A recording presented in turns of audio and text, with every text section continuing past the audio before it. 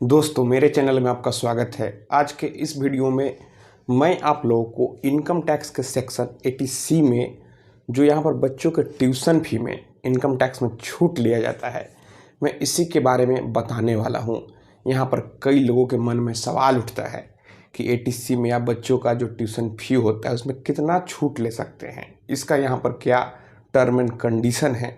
लोगों के मन में अलग अलग तरह से सवाल उठता है, तो मैं यहाँ पर आज के वीडियो में डिटेल में बताने वाला हूँ कि 80C में जो बच्चे का ट्यूशन फी में जो छूट मिलता है उसका क्या टर्म एंड कंडीशन है।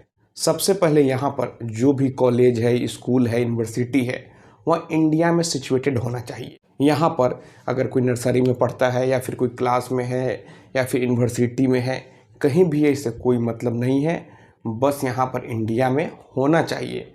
तो यहाँ पर आपको उसके ट्यूशन फी में छूट मिलती है। यहाँ पर एक और सवाल उठता है कि अगर किसी का 4 बच्चा है तो क्या वे चारों बच्चों का जितना ट्यूशन फी देते हैं क्या उतना छूट इनकम टैक्स में ले सकते हैं।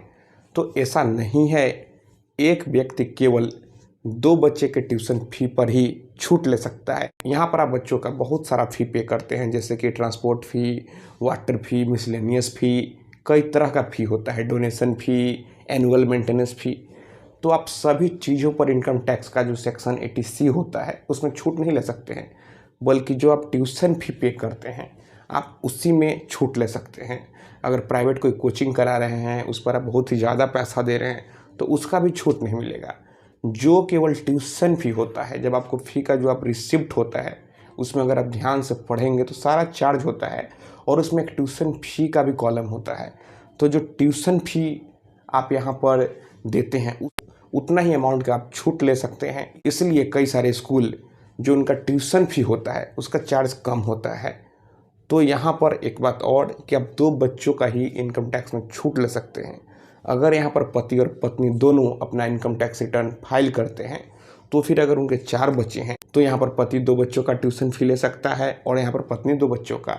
तो आप ऐसे भी कर सकते हैं। अगर 3 बच्चा है तो अगर 2 बच्चे का आप अधिक ट्यूशन फी देते हैं तो यहाँ पर जो अधिक ट्यूशन फी आप पे कर रहे हैं तो आप उसका 2 बच्चे का छूट ले सकते हैं। लेकिन एक बात का ध्यान रखिए कि एक आदमी 2 ही बच्चे का ट्यूशन फी का छूट ले सकता है। एक बात और, अगर कोई डिस्टेंस एजुकेशन करता है तो उसका छूट इनकम टैक्स में नहीं मिलेगा।